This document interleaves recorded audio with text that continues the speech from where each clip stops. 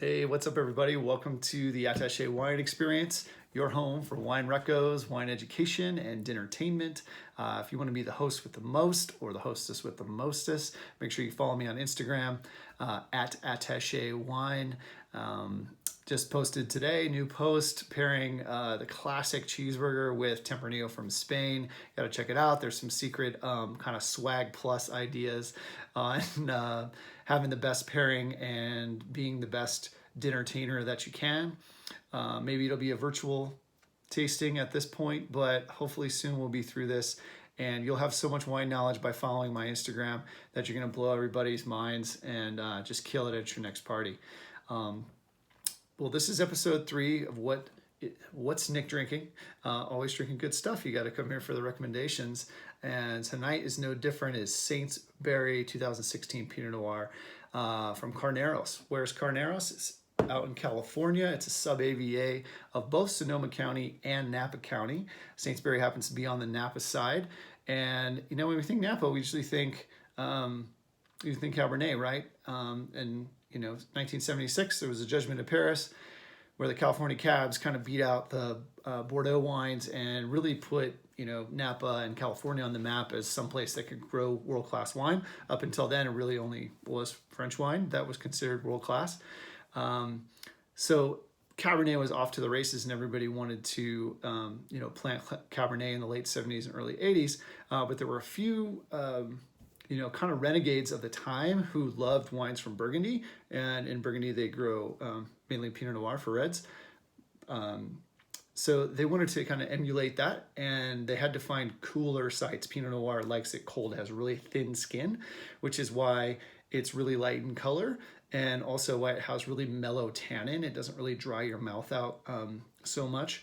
Last episode, I talked about Oregon Pinot, and that actually had a little bit of tannin and grip, and that was from the stem inclusion in the wine. So if you don't include the stems, it's a much more supple and soft beverage. And that's really what I find with a lot of Carneros wines, and specifically this Saintsbury wine. It really has that light, very signature Pinot Noir color. It's even, we're 2016 vintage, so we're 4 years old now. And I can see that it's sort of, when I look at the rim, it's starting to be a little bit orangey or light.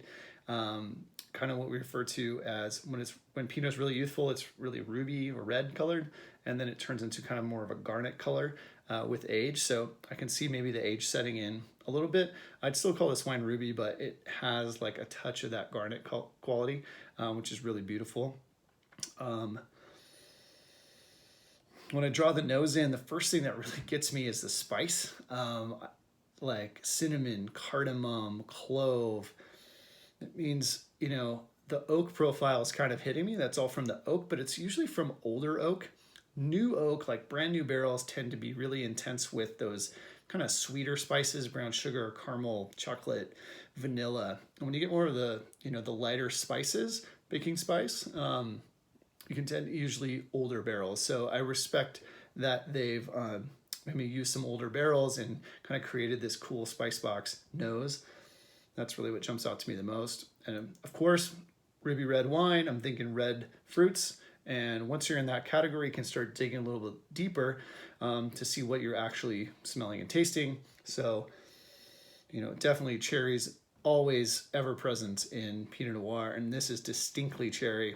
And once I get that cherry, then I start to think of almost like cherry vanilla candy. So that vanilla is starting to pop from a little bit of new wood on this wine.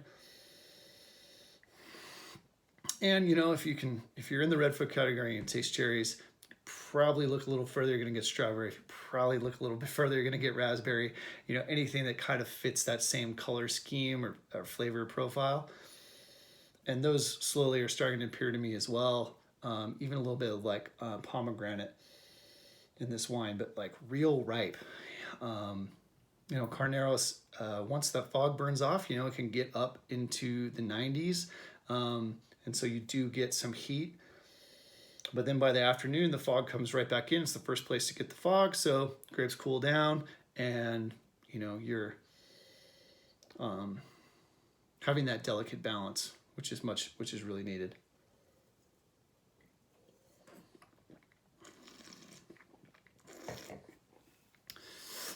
on the palate, it's so muddy. I love the cherries. I love the rhubarb. It's kind of got this like kind of juicy, kind of tart thing going on. I almost get like a red apple, which is, a little bit more rare, but definitely, can kind of touch into that red fruit category.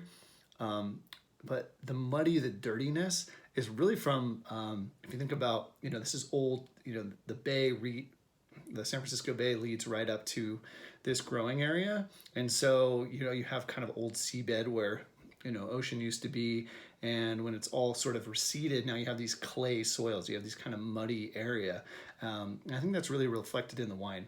Muddy wine, clay soils tend to give more density to the wine and kind of have this damp sort of kind of thick or kind of deep flavor, I think.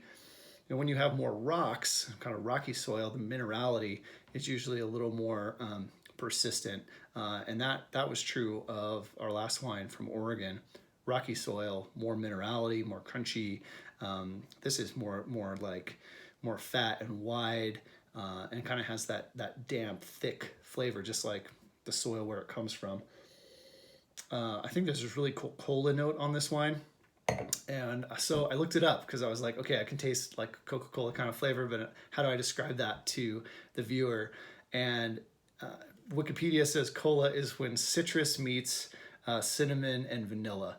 And so, maybe orange or the citrus notes aren't that apparent now, but as this wine ages, I guarantee that kind of orange peel or like Earl Grey bergamot kind of flavor could possibly show. So it's a little bit just buried in the wine right now. But that sort of flavor meeting with the vanilla and the cinnamon equals a cola. So again, I just think that's what makes this wine really unique. So food pairing wise, Carneros is the region. Actually, Los Carneros is the full name, which means the sheep. So what grows together goes together. I think lamb is a perfect pairing for this wine. Chicken, salmon. I eat salmon and Pinot Noir. Who says you can't have fish with red?